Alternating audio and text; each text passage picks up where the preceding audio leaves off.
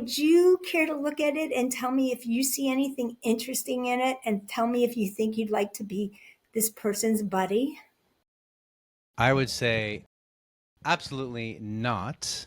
On the last name, that circular motion, it looks like whether it's a B or a shape, it's inversed. It looks as if that it's twisted, it's misshapen.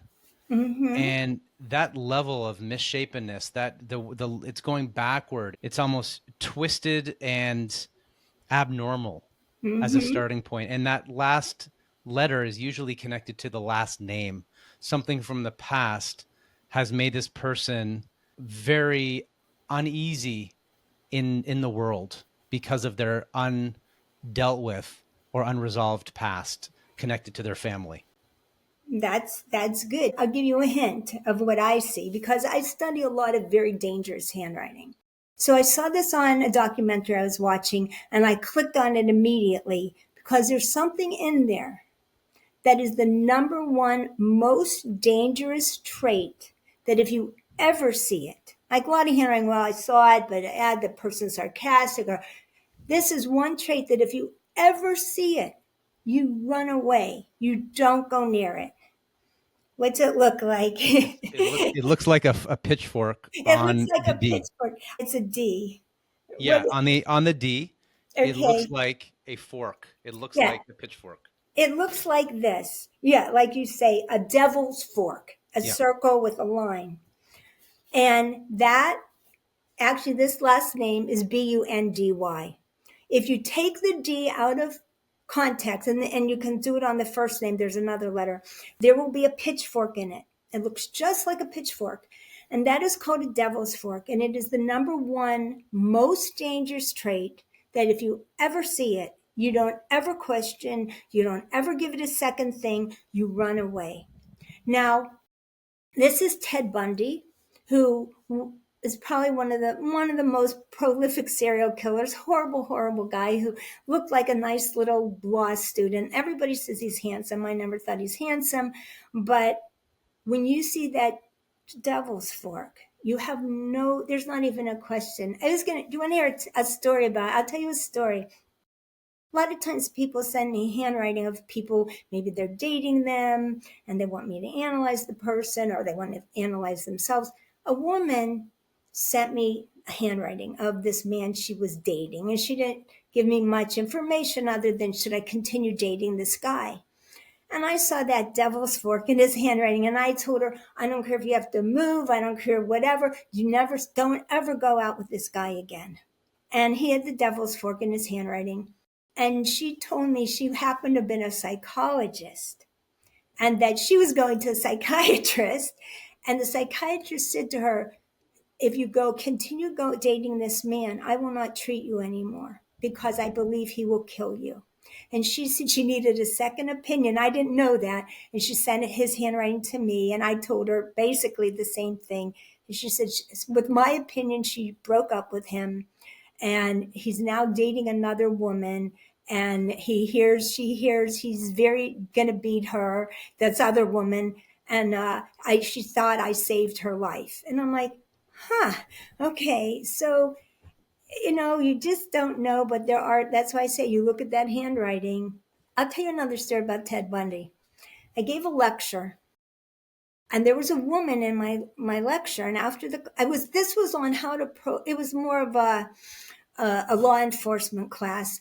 And it was on, how I took Ted Bundy as the research of how much we would know about this man just from his handwriting and what if we only had handwriting. And a woman came up to me afterwards. She said to me, I met Ted Bundy. And I said, you did? Wow. She said, I was in college. This guy, I was sitting at a table in a cafeteria, and he came up to me. And she didn't know he was Ted Bundy, but this guy came up to her and he asked her for a date. And she said, I told him no. And I said, well, why did you tell him no? I mean, did he give you bad vibes? Did he, what made you say no? She said, he was very good looking. And at the time I felt unattractive. And I thought, why would a good looking guy like that want to go out with me? And I decided not to go out with him. And I saw her handwriting, her letter I, meaning me, myself, and I was teeny weeny weeny, which means she had no self-confidence.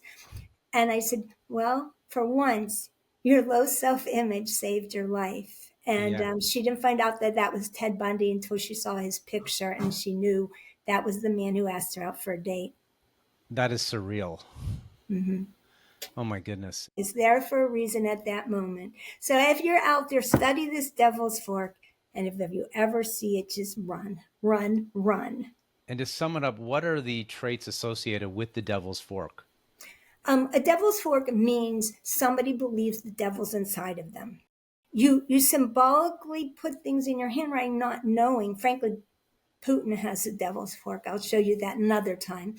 But you symbolically put things in your handwriting that are part of your inner thought process. And so a person who believes the devil is residing inside of him or her will subconsciously, not knowingly. Does he know he made a devil's fork? He didn't draw that. It just comes out. And that's what's so wonderful and interesting and beautiful about the study of handwriting. You can't not do what's in your mind. It's going to come out on that page. That's the devil's fork. The handwriting has varying pressure. How do you read the breaks throughout the writing, abnormal breaks in the pressure? There's signs of sort of blacking out. Yeah.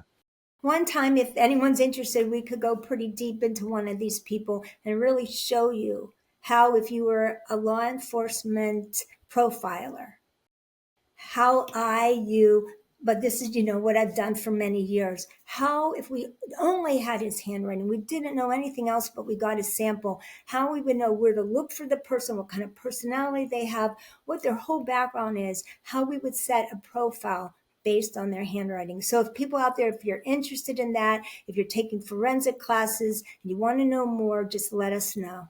Michelle, you're in a room with someone who you don't know. Uh-oh. What would be ways that you could decipher a person's true confidence through their handwriting and through other components like body language, Right. statement analysis? Right. When you see a confident person, you know it. They walk tall, they keep their back straight, they keep their chin up, they look at you. That's confidence. I mean, you sense confidence. You don't know why, but there's a million reasons. It's everything about that person's body, the way they talk, the way they hold themselves, the way they look.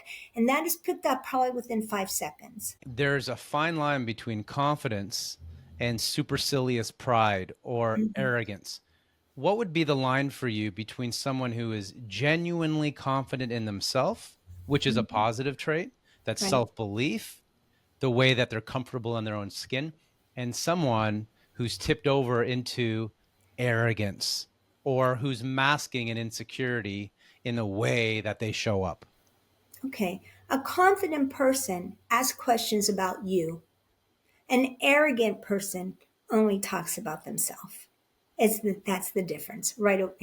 What that will also be within 15 minutes. You can pick that out. So that's just clue number one. And when it comes to their handwriting, confidence in handwriting can come up in different ways. One of them is the size of the handwriting. Right. Large, present, a certain force, a certain definitiveness in how those strokes are made. What else can we see in handwriting that shows a level of confidence? I think one of the best ways to see it is in a person's signature. If it's very teeny, they at least don't have confidence in public. But they write their name not too big, it means you're arrogant. Hey, big deal, look at me, look at me. But if it's sort of a nice size, maybe a little big, and maybe they underline it once, they have confidence and they feel good about themselves. Yeah, and I really like your comment earlier about someone who asks questions is confident. And you also worked with the FBI in profiling when you were analyzing or part of teams who were analyzing people. What were signs of healthy confidence versus unhealthy confidence from a forensic standpoint? I think the biggest sign is realistic confidence, meaning you're confident, but you don't pretend or don't fake that you know everything. So somebody who's arrogant can't see reality. And that's another thing. Do they see reality? You can be very confident, like, I believe the aliens were in the room and they were chopping off the heads. But is that reality? Confidence also takes study. The more a person is knowledgeable about whatever they're talking about, the more confident they will be and they'll come off. So that's easy to decipher in a very, you ask people when someone talks about a subject, it's good for you to know some things about it. Ask them some questions, see if they know the answers. If they don't, they're faking it. Yeah, that was so well phrased. And I would add that preparation equals confidence. In a business setting or a presentation, that they have done everything they can to research, to learn about who they're speaking to. They Mm-hmm. have put in the time above and beyond. They know deep down that when they get up and speak in front of a group of people, they are simply delivering what they had prepared. Or if someone's going to ask you a question, you honestly know the answer. There's, Yeah, it's authentic to your preparation, to your understanding of the content, to the topic, to your level of expertise, where it flows. And like you said, I remember being in Central Park and watching the Dalai Lama speak in front of like it was, I think, 50,000 people. And his translator asked him a question from the audience, or translated a question. And he turned to the translator and giggled. And he said, I don't know. And everybody kind of laughed, but it was refreshing to hear Mhm. this world-renowned guru asked a spiritual question about the meaning of life, and he wasn't being dismissive. He Right. just listened to the translator, and in that moment, he said, "I really am not sure about how to answer that question." To me, it was very confident. Yeah. And sometimes, as you said, I was actually going to say that same thing, except sometimes it's very refreshing for someone to say, I don't know about that. Let me check. Michelle, what does it mean if someone close to you, like a brother, a sister, a parent, an uncle, an aunt, a grandparent, has handwriting that's similar to you? Okay. Can you inherit handwriting? Is it genetic? And I'm like, well, no. If you are like a person, your handwriting will be like that person. But if you have a brother or sister and you have nothing in common, I guarantee your handwriting will not look like them. And many people, their best friends, their handwriting's the same. So it's just an interesting thing. If you want to know if you're like your father or if you admire a parent, you will almost imitate their handwriting. But if you don't like your mother, father, whatever, and your handwriting looks like them, I guarantee you're sort of like them. So, Do you think that you are attracted subconsciously to people who are more like you, and that will show up after the fact in their handwriting? the answer is maybe. Sometimes you are not attracted to someone like you because there's things in yourself you don't like and you'll push them away. However, as a whole, we are more comfortable around people with our similar values and background. And are there any particular traits that you see as green flags, something that you would look out for to say, if I had these traits in my handwriting that are similar to this person, even within a family, that would be an indicator that you have similarities that gel? Well, yes, if you know what traits in your handwriting what you enjoy about yourself. For example, if you're an outgoing person, you don't want to be with a wallflower. If you have big handwriting and you